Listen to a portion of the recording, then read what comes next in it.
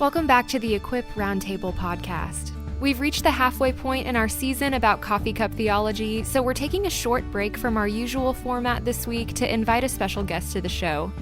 Dr. Glenn Kreider is the acting chair and professor of theological studies at Dallas Theological Seminary, and he teaches and writes about how faith and culture intersect. Today, he and the team discuss how we're to learn and study theology in community together, and he'll give us some of his thoughts about the statements we've discussed so far this season. Enjoy. All right. Well, this is a first for us around the round table. It's not typically we'll invite someone in to actually physically have a seat as a fourth or fifth person at the table. Today, we are staring at a computer screen with Dr. Kreider joining us from Dallas, right? DTS. That's where I am. Awesome. Well, thanks for being here.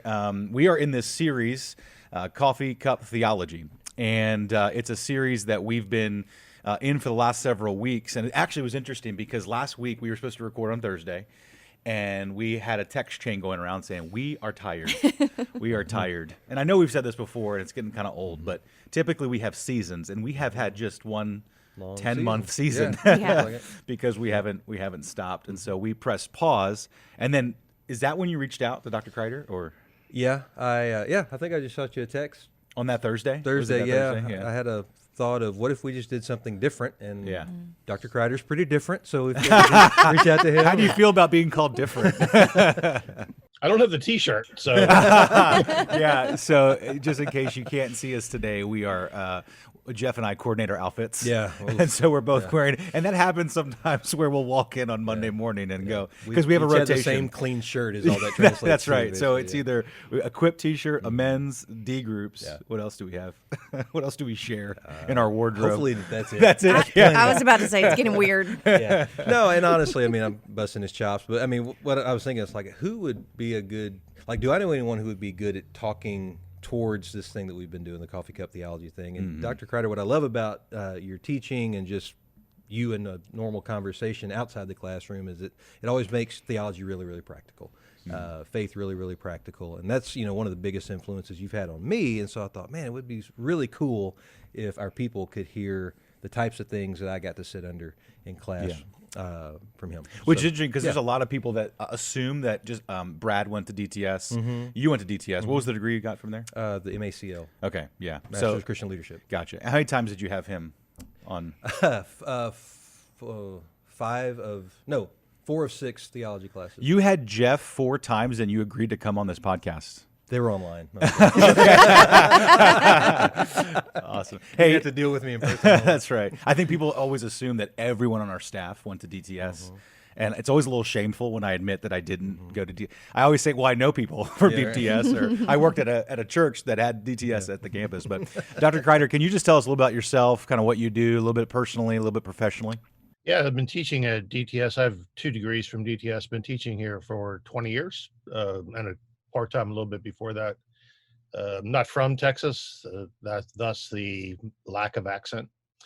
I'm originally from Pennsylvania, and my wife and I moved here a long time ago. We have 2 kids and 1 granddaughter. And not so fun fact, my daughter's apartment burned down on Friday.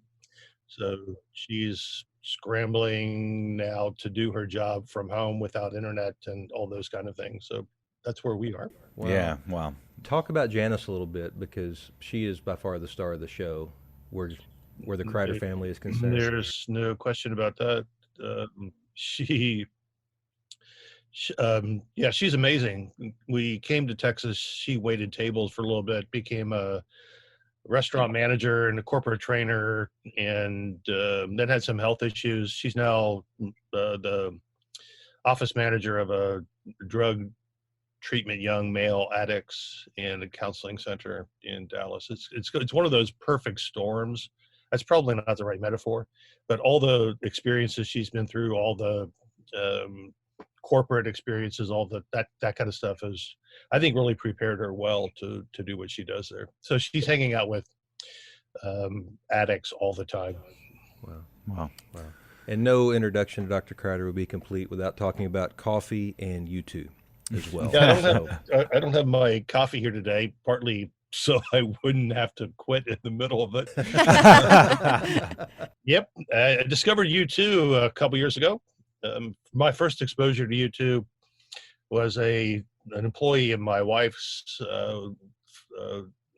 actually two brothers had come here from from Ireland, and he gave her for me a bootleg cassette tape. I plugged it in and listened to, and by the time I get to still haven't found what I'm looking for, I said, these guys are obviously not Christians, so what's this kid talking about? And didn't listen to them again for a long time. So I understand people who don't get U2. But when I got them, it changed my life. And still haven't found what I'm looking for. It might be my favorite U2 song. I'm hesitating only because it's hard. It's like your favorite kid. One day it's one. Nice. Wasn't U2 the band that like dropped the free album into everyone's iTunes? They started that whole. But it was like it was someone that was like half naked, right? It was like a half naked. The album cover was like a half naked person. I wouldn't know, Joe. Well, sure you do, because it was everyone saw it. So Stephanie opens up my phone and sees this guy like with no shirt on and whatever, and she's like, "Babe," I'm like, "Listen, U2 dropped an album in our." I'm just impressed it went there. And That is not on my phone. I really don't. I'm not just acting like I don't know what you're talking about. Sure. I Okay. do not know what you're talking about. You must have not had an iPhone back in the day. Probably because I'm so To old, be Joey. fair, the original album cover was the sleeve of an LP. The picture of Larry Mullen Jr. and his son was a later edition, so that wasn't a naked man on the cover. He set the record straight, man. I feel like he's going to do that a lot today on this podcast. I feel like I'm going to be singing "You Still Haven't Found What We're Looking For" in my head this whole interview. Nice. So last week we sang "Foreigner." This week we're going to sing "You Too." That's right. It's a step up. Dr. Kreider, we want to get a couple thoughts from you. We consider this maybe a little bit of a halfway point of our series. We've covered some different topics thus far.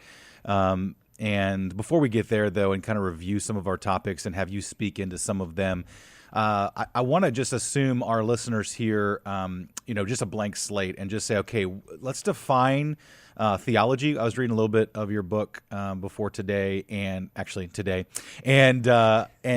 just want your definition of theology and why that's a little different from the way we usually say study of God.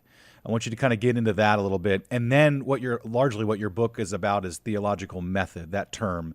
So I stacked questions there, but start with the definition of theology and then get into theological method. Theology starts where Christianity starts, with the faith, and so that historically theology was often understood as faith-seeking understanding. That actually, I think, functions really nicely as a summary statement of a pre-modern worldview, that people believe something, that communities believe something. It's not just religious communities, and they seek to make sense of the world in which they live.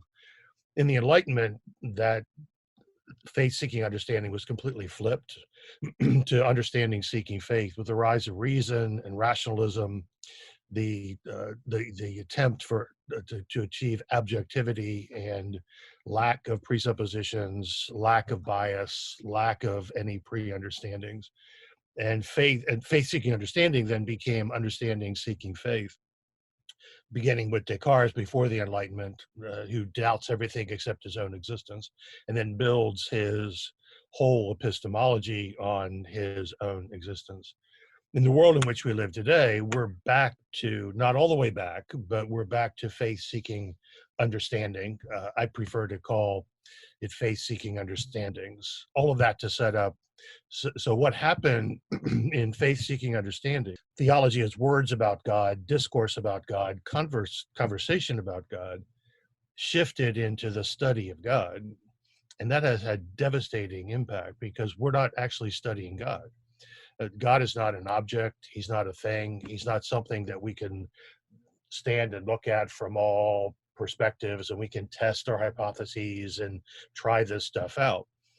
God's not an object, and we're not studying him with that emotional or other kinds of distance, and objectivity is the last thing we want when you're dealing with a God who actually has revealed himself to us and changed us. So I argue Mike and I argue that we should get back to words about God, a discourse about God, or conversation about God, in which case we're responding to God's revelation. So it's not the study of God, but the study of God's revelation. And we affirm, because of the Bible, that God has revealed himself in his word, not limited to the words in the Bible, because God spoke in addition to the words that are in the Bible. The Bible tells us that. We don't have them. Be nice if we did, perhaps. On the other hand, we don't need them.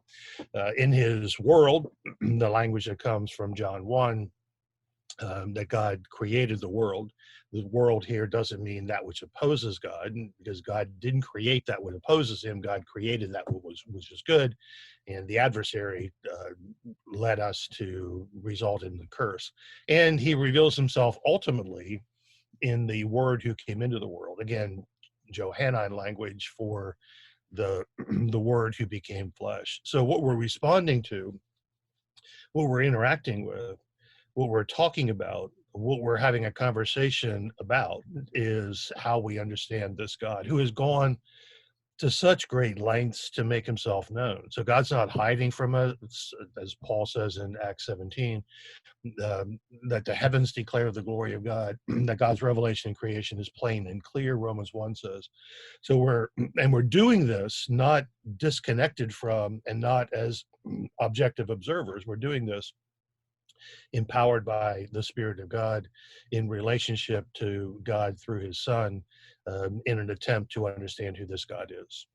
That's really good. I want to go back to a phrase that you started with, which was your launching pad, which is faith seeking understandings. Did I hear you right that you put an S on the end of understandings on purpose?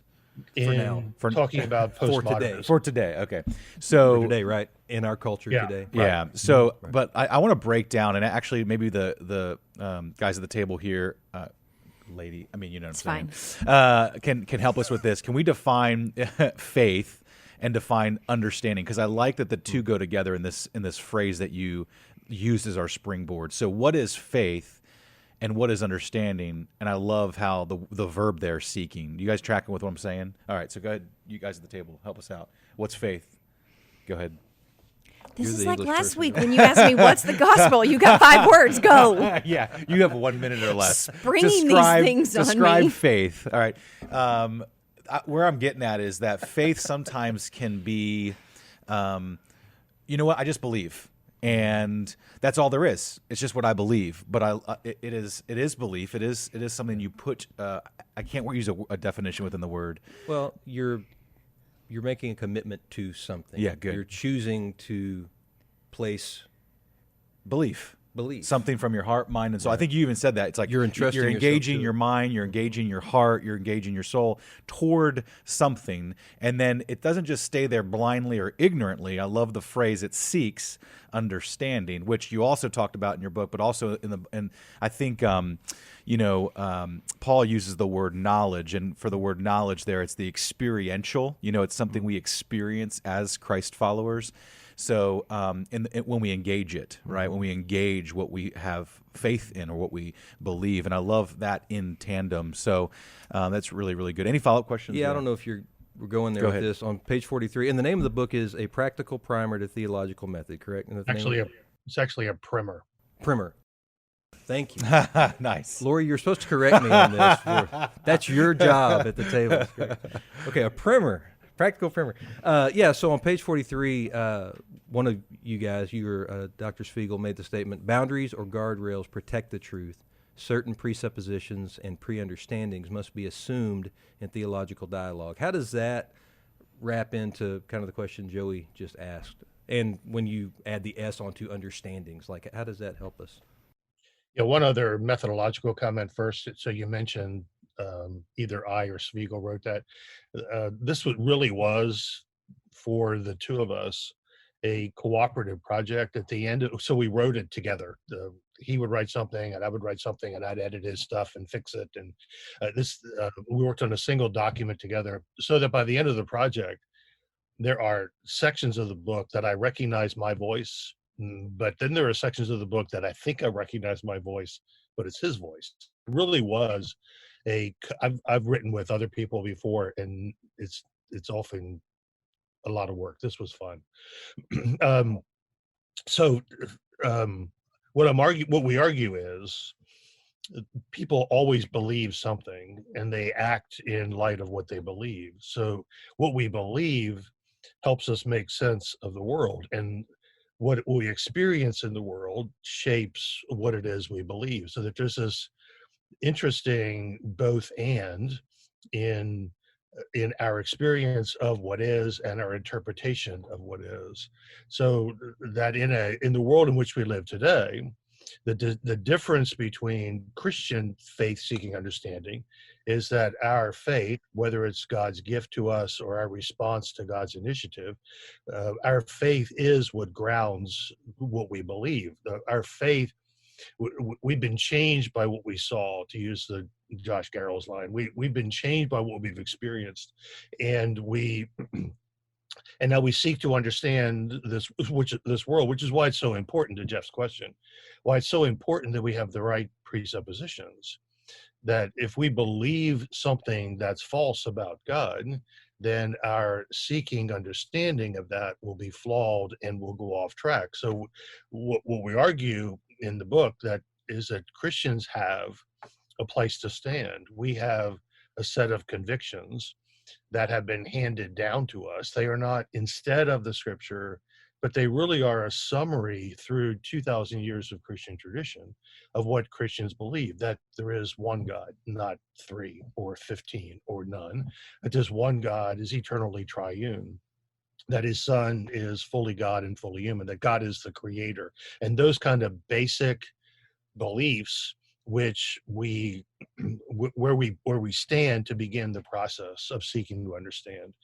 The challenge for us in the world today, and it's a particularly different challenge than 200 years ago, is that people look for understanding in all kinds of ways, and many times understanding then drives the faith. My experience drives the faith, and it's really important as Christians that we understand who we are and why we are, and then to engage in those conversations with those who don't have that faith in the attempt to get them to the faith that comes through understanding. And the really simple answer to that question is how that happens is faith comes by hearing the word of Christ. So that rather than arguing about these views out here, I think we need to get back to the center and the heart of who and why we are what we do, and to be able to proclaim that this Christ we believe in is not simply fully God and fully man, but he demonstrated that by the resurrection from the dead. We serve a risen Savior, and I could continue that song. It actually works. I know that he's with me wherever I am, I think is the lyric. So Did that get to your question? Yeah, absolutely. Yeah, for sure. So if we've moved from, the early eras of faith-seeking understanding to understanding-seeking faith, but now we're back to a faith-seeking understandings worldview for most people. Is that something that makes you hopeful, or is it just so fraught with danger because of the S on the end of understanding that it's getting even more confusing? So I don't mean by that there are multiple Christian understandings, although in a different context there are. So I'm talking about the big overarching perspective of the cultures. So it is what it is. So we could bemoan the fact, and I know people who say, I don't like postmodernism, I want to live in a different world. Well, good luck with all that. You don't have the right to create the world that is. You live in the world that is. And so I am optimistic and hopeful, one, because I believe in the power of the gospel. Secondly, I am hopeful and optimistic because, once again, conversations about God are not only legitimate, they're expected in the modern era. People are interested in metaphysical questions. They're interested in understanding what is going on around us, what's going on beyond us. I mean, we no longer have to defend that there is something beyond what we can see. There's a reality out there that people are aware of. That's exciting. And then to be able to have a place at the table, a different use of that metaphor, to have a place at the table in the public square to speak truth into the cultures, and to do that in a way that, to be quite frank, that doesn't come across as harsh and condemning and judgmental and arrogant and obnoxious and all of those things that Christians have a reputation for being. None of it's deserved, of course, or maybe it is. Dr. Kreider, one of my jobs on the roundtable is to get us off of our outline by saying whatever I think and not following the outline. Is this happening right now? Is this about to happen? I just want him to feel welcome and at home, and that I'm not minding my manners just because he's here. Nice. So I'm going to do my typical, this is not on the outline, Which but is here funny we go. because I actually just slid a piece of paper to her saying, you want to do something? And so maybe this isn't going to be it. No, I was just thinking through, as we were talking about faith guiding understanding, or understanding seeking faith. We've talked a lot in the last couple of weeks about how easy it is for our theology to get like one click off, and the trajectory of that, even though it seems harmless right in the beginning, like, oh, why are we arguing about this? Why are we? It has been our goal this whole time not to seem fussy about how this coffee cup theology can be so dangerous. Well, how can that be so dangerous? Well, it is. It's because our theology gets one tiny little click off, and the trajectory of that down the road messes up the way we walk things out in our Christian faith. So can we talk about that a little bit, about how just the purity of theology is important, and why this stuff that we're talking about, though deep, is actually somehow elemental at the same time. That's actually interesting. I wrote down when I was reading the book, you were talking about the definition of method, and you said you just called it a pursuit, and if deviated from, it'll equal disaster. Is that what you said? Did I get that right? Yeah. That sounds like something I might have said. Him or Spiegel. Yeah, that's right. He can't tell anymore. He can't tell anymore, right? Well, just tell us a little bit about your thoughts on that, on about just the importance of what we're talking about. Yeah, so two things. One is pure theology is impossible. That none of us have this stuff figured out completely. And I think there should be a high degree of humility and openness to other perspectives, because that's where we learn where our blind spots are and where our perversions are, which is why this project was called Table Manners when we started, and Mike and I still call it that. The publisher didn't like that title because if you type Table Manners into a search, what comes up is books for children, which actually I think is kind of the point. That was the double entendre of the title. It's in the subtitle now, because we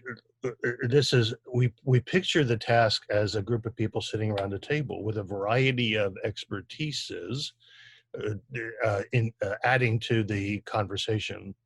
So that instead of the individual sitting at a table reading the Bible for him or herself, the Bible's being read in community. But we're not reading the Bible disconnected from Jesus, and we're not reading the Bible disconnected from God's revelation in the world. So it's important to have the scientist's voice, and to have the ethicist's voice, and the philosopher's voice, etc.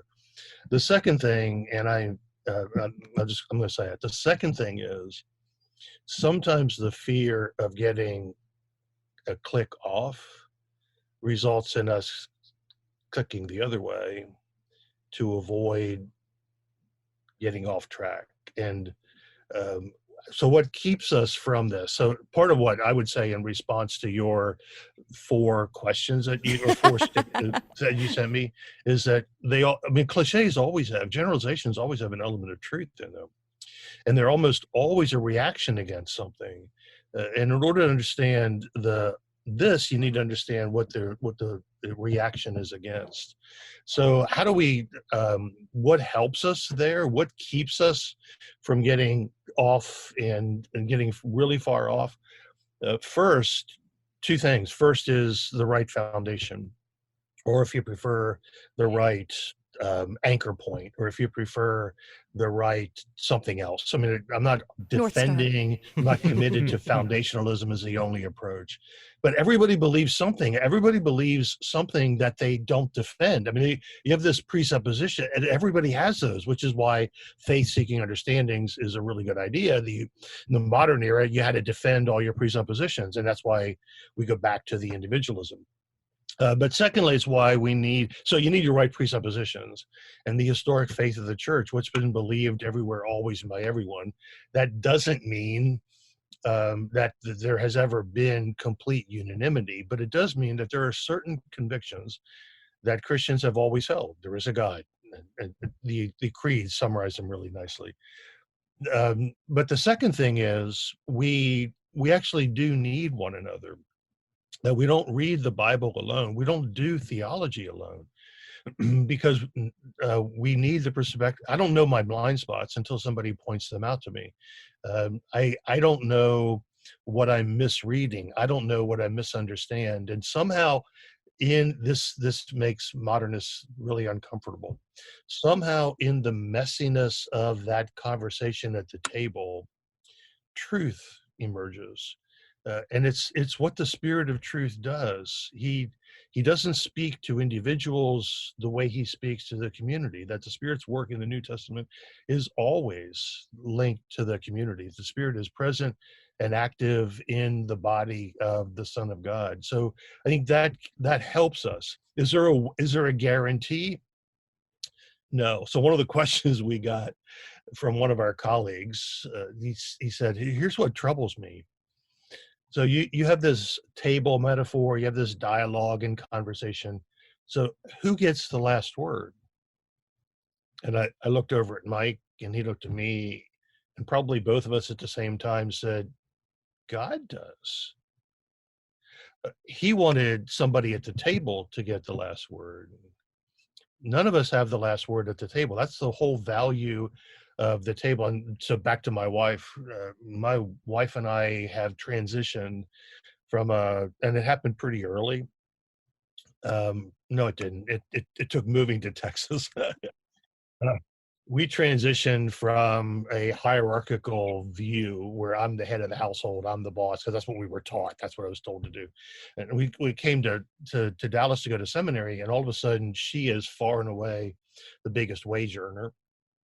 And we didn't sit down and say we're going to do this sometime, but we developed a relationship where the decisions we make by consensus. I can't remember the last time one of us had a pulled rank, and that's kind of what we hope happens at the table. That people who are pursuing God together, pursuing truth together, would wrestle together until they come to an understanding that they hold with a certain amount of confidence. And yet we also have to distinguish between the things that are essential to the faith and the things that are not. And what often happens is that people who believe the same thing about the triune God fight about things like the rapture or music style, or whether you can wear t-shirts on Sunday morning or skinny jeans. And we all know no skinny jeans. Dr. Kreider, that was so good. Honestly, that's definitely the skinny jeans part, but also the community part, because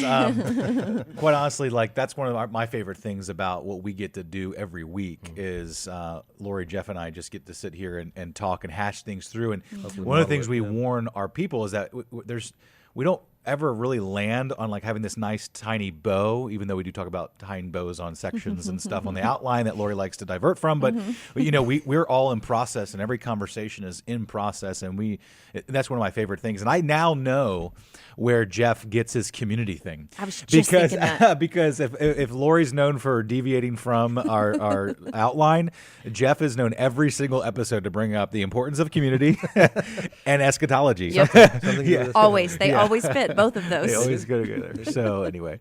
I call that a win. You call that a win. There you go. That's right. Well done. You do your job well. Getting more specific, I'm going to read off a couple phrases that we've talked about. And I want to just kind of get you to pick one or two that really stands out to you for you to interact with everything you just kind of covered, the things that you've talked about, and just interact with a little bit, if that makes sense. So the first one there is God just wants us to be happy. We talked about that. By the way, all of these are very much focused on us. They're focused on instead of the Lord. And so God just wants me to be happy. I can do this, or you can do this. You got this. The danger of that. God won't give me anything more than I can handle. And then one of the ones we just did was preach the gospel at all times and use words if necessary. And so interact with it. But then, Jeff also kind of wrote here, from your perspective, how is this impacting your seminary world, our world, and the church? So I told Jeff one of these is not like the others.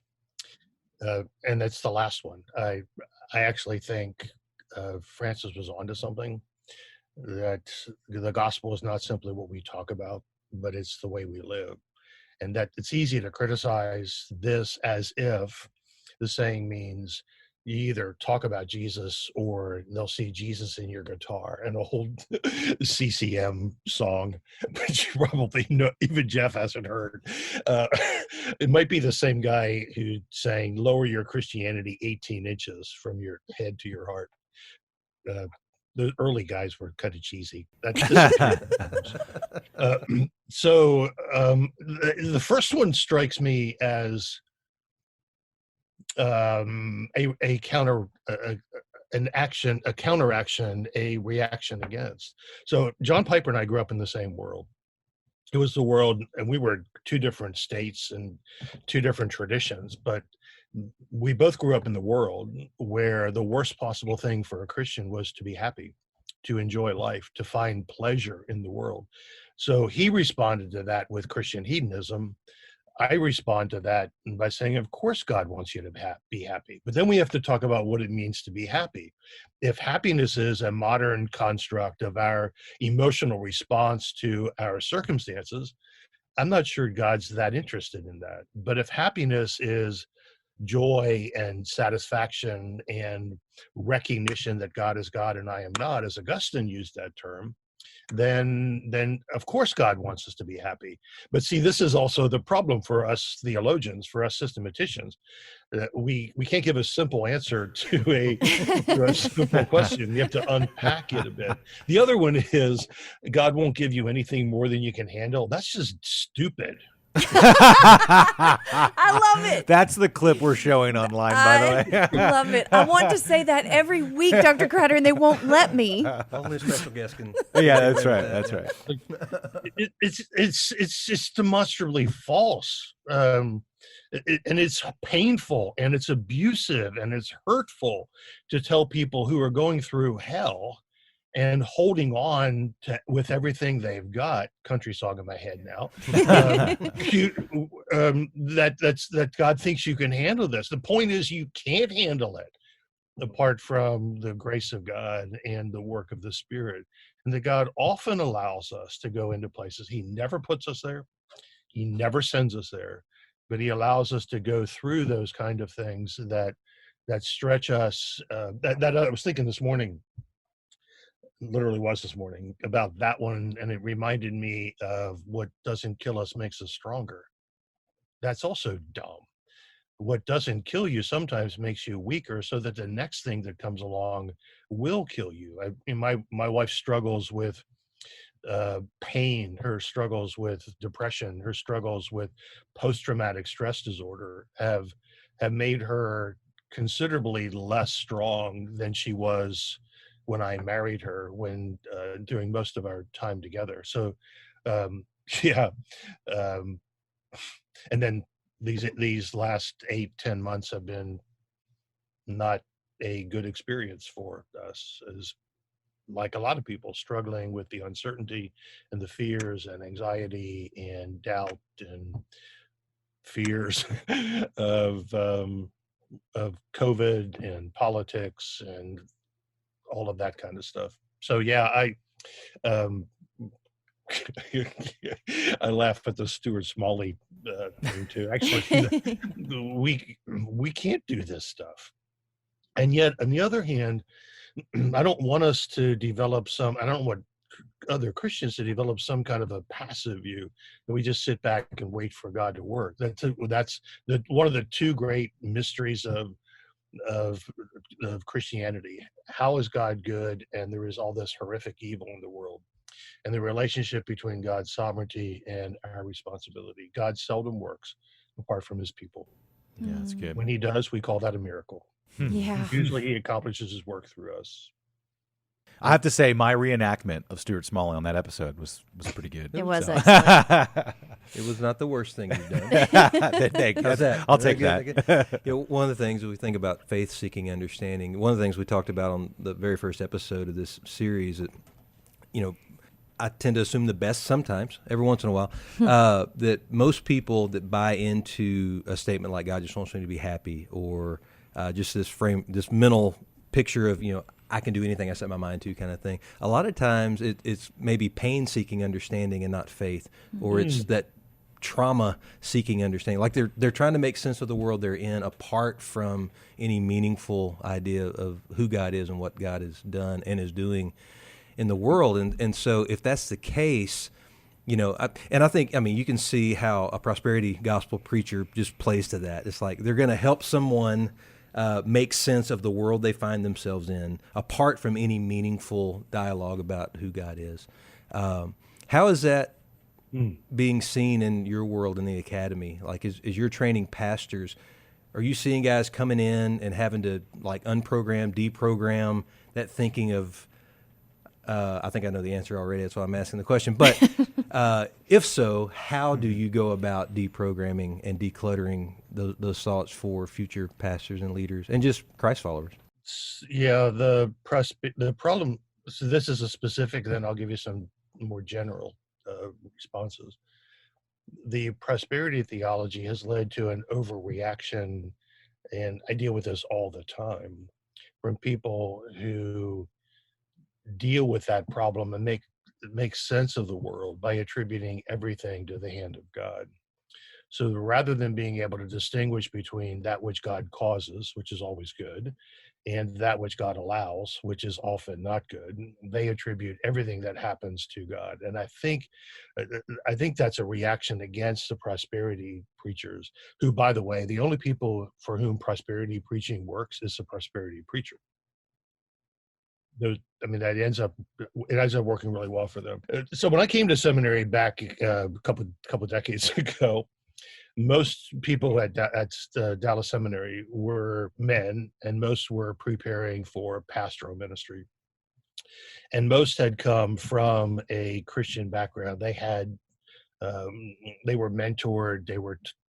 They had a pastor who was either DTS grad or had good training. That's no longer the case. Very few of our students are preparing for pastoral ministry in the sense that it was back in the 80s.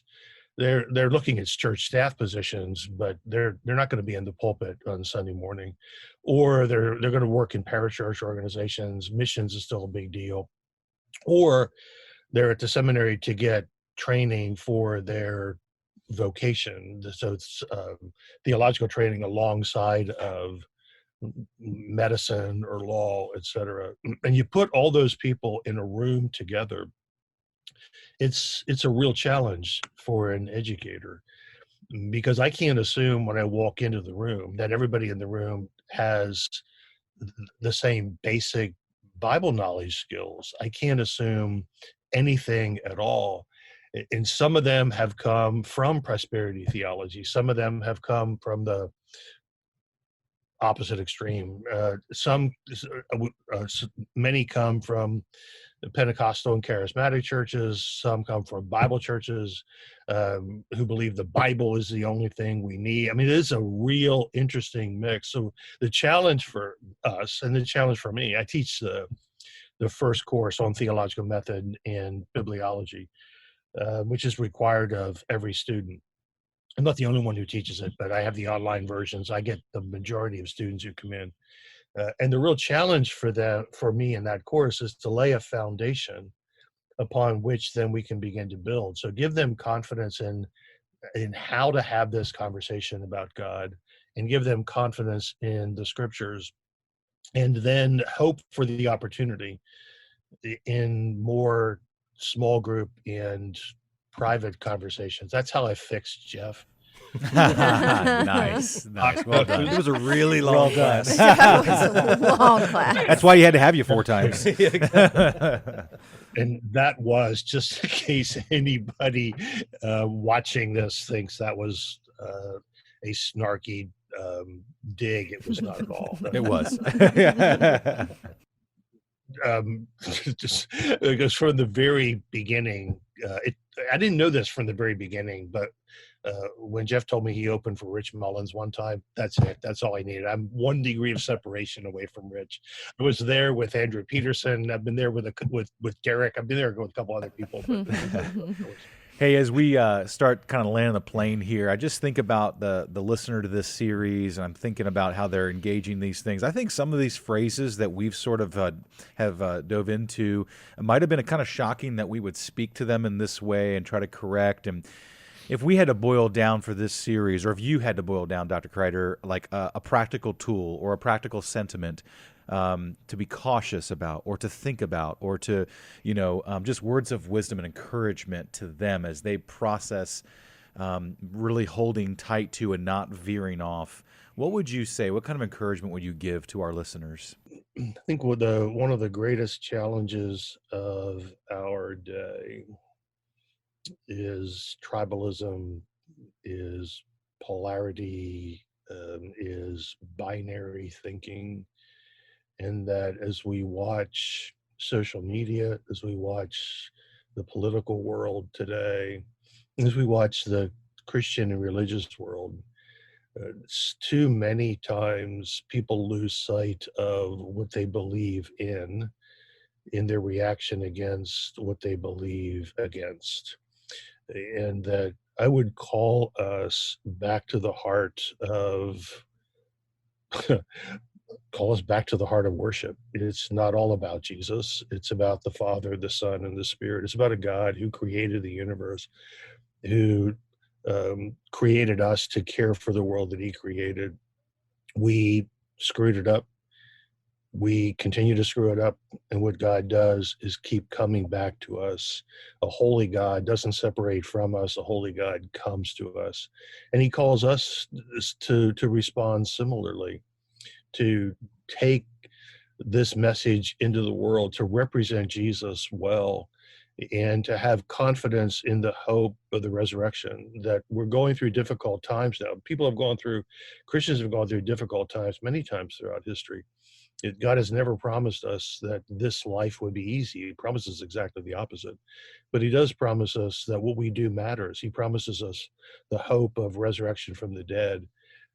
And for some people, that means taking a break from social media. For some people, that means all kinds of things. But that's the most practical thing I know to say. And surround yourself with people who have the courage to ask tough questions and to push back.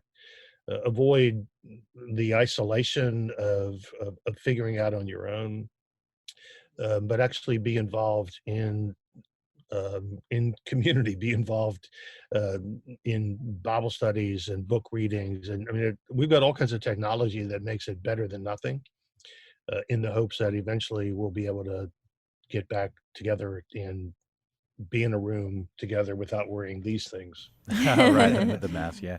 Man, thank you so much. I mean, I just think people listening to this, if you tend to lean towards isolation, if you tend to study by yourself and interpret by yourself, we would encourage you to get involved in some way. We have many ways you can get involved here at Austin Ridge. We've got life groups and D groups and men's studies and women's studies, and we have these equip classes that you can come do some learning shoulder to shoulder with other people. And so we would just encourage you in some way to be in community and to hash through these things and not feel like we have all of the answers. I also want to say, man, that book, if you're interested in picking up Dr. Kreider and Dr. Spiegel, right? That's how you pronounce it. Book. It's a practical primer primer on theological method, and we really encourage that. As I was reading through it, you don't have to be a seminary student in order to get through that book. It's extremely practical and really, really helpful. And so, Dr. Kreider, thank you so much. I don't want to lose sight of the fact that we want to definitely be praying for you, for your wife, and for your daughter, whose apartment recently burnt down. Really sorry to hear that. But we are grateful for your time today, and thanks for joining us.